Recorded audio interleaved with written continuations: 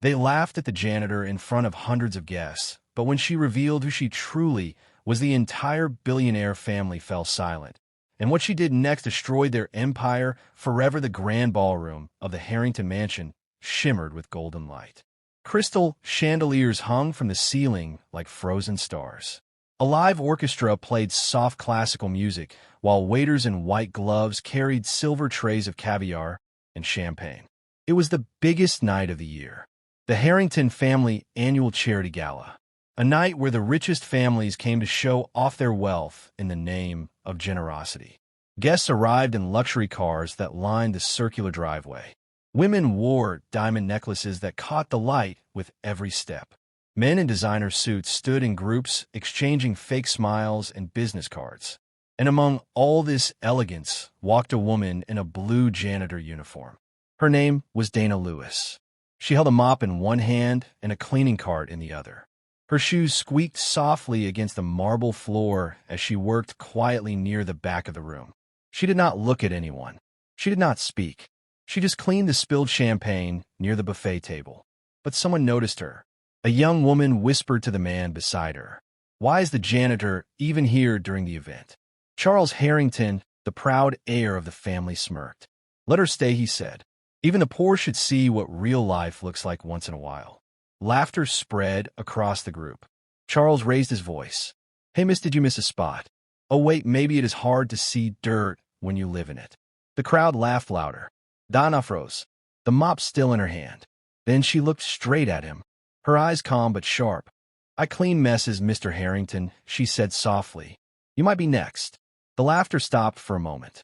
Then someone nervously giggled. Charles waved his hand. "Get her out of here." But no one moved. The janitor turned away and kept working. No one knew that by the end of the night, this same woman would destroy everything they built hours past, and the party grew louder. Businessmen toasted to deals that had not even been made yet.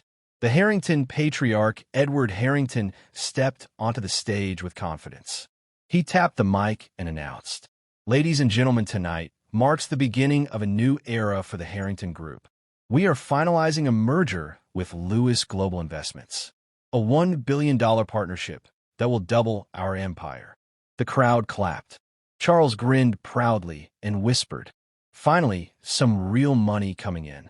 I heard this Lewis woman is a workaholic, probably never had time for a family." Edward smiled at the crowd. "Our special guest should be here any moment now. Ms. Dana Lewis, the CEO of Lewis Global." The doors opened. Everyone turned, and in walked the janitor. But now she wore a black business suit and carried herself like a queen. Her hair was tied back neatly, her eyes confident. She walked straight to the stage. The whispers began. "Is that the janitor? No way. What is happening?" Edward looked confused. "Security," he said. But Dana spoke calmly. "There is no need for security, Mr. Harrington. You invited me." Edward blinked. "I am sorry, who are you?" She smiled. "Dana Lewis, CEO of Lewis Global Investments." The room froze. Charles' mouth fell open. "You must be joking." "I do not joke about billion-dollar deals," she replied. Now the same crowd that had laughed stood silent and afraid. Dana took the microphone. "Before I finalize this merger," she said slowly, "I want to know what kind of people I would be partnering with. So I arrived early, not as your guest, but as your janitor." Gasps filled the room. Charles looked furious and embarrassed. Dana continued, "I want to see how this family treats people they believe are beneath them. It is easy to smile at investors. It is easy to toast to partners. But how do you treat the ones who clean your floors?" Edward tried to laugh it off. "Ms. Lewis, this is a misunderstanding." "No, Mr. Harrington," she said calmly. "It is a revelation." She turned to Charles. "Do you remember what you said to me earlier?" "It was just a joke," he whispered. "A joke," she repeated. "A joke that hurts someone is not funny. It is cruelty hiding behind a smile."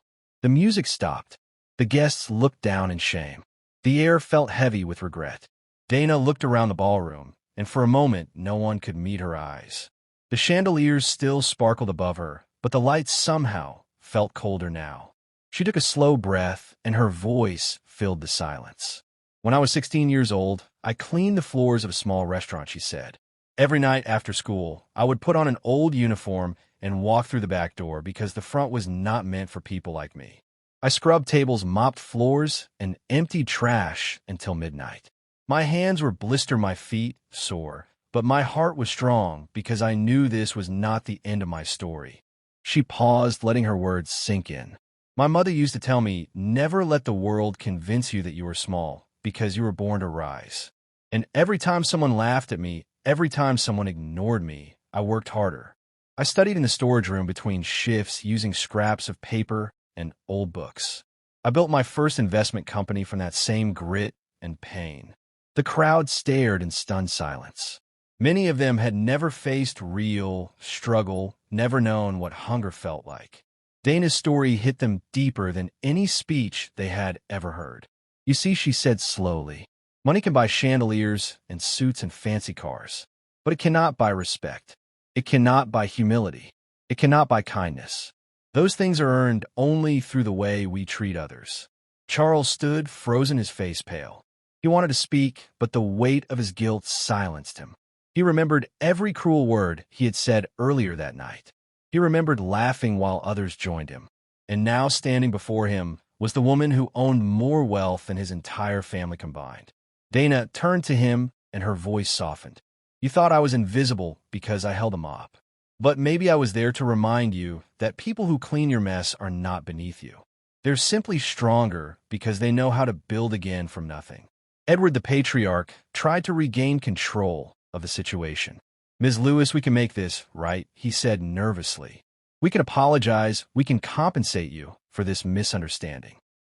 Dana looked straight into his eyes. No, Mr. Harrington, this is not about money. You cannot buy dignity with a check. You must earn it through your actions. A woman in the crowd began to clap softly. Soon more joined her, not in mockery, but in admiration.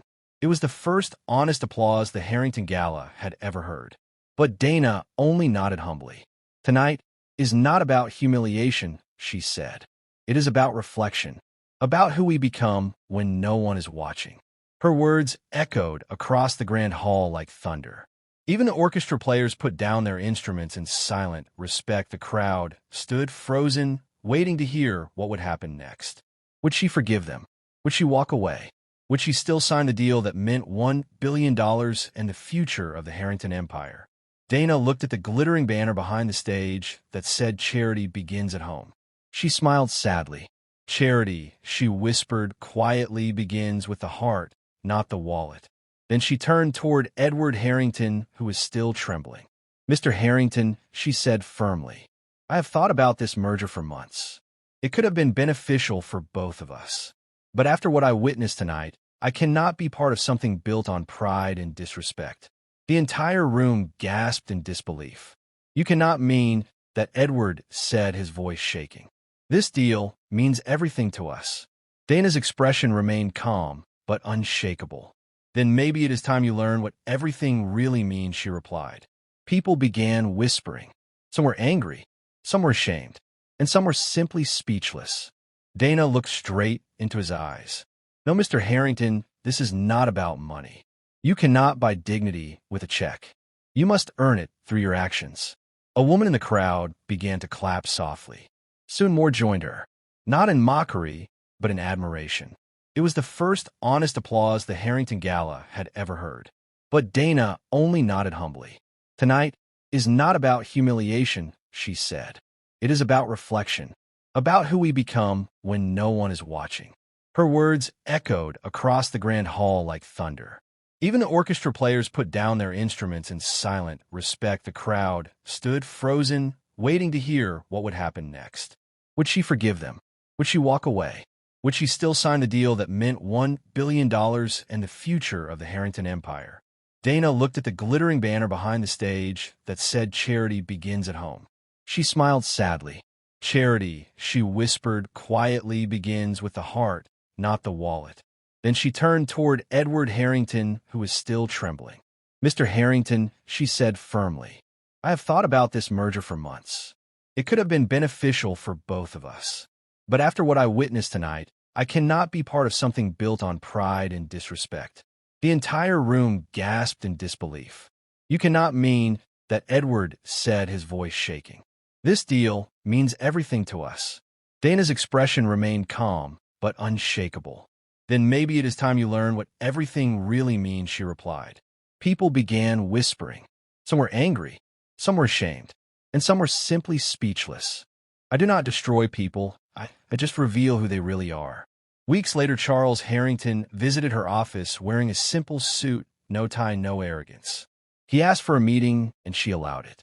He stood before her and said with sincerity, "You were right, Ms. Lewis. I had everything, but I was empty inside.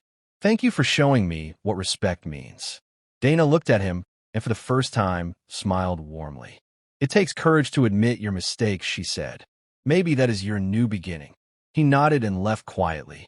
The world later learned that Charles sold his luxury cars, donated to community projects, and started mentoring poor students.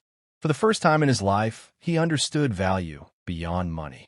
And as for Dana, she continued to grow her company, but she also funded schools and training centers for low-income workers across the country. People called her the woman who cleaned greed from the world. Her story became a legend, not because she canceled a billion-dollar deal, but because she reminded everyone that no fortune is greater than respect. And as her story spread across the world, people whispered her words again and again. Respect costs nothing, but losing it can cost you everything.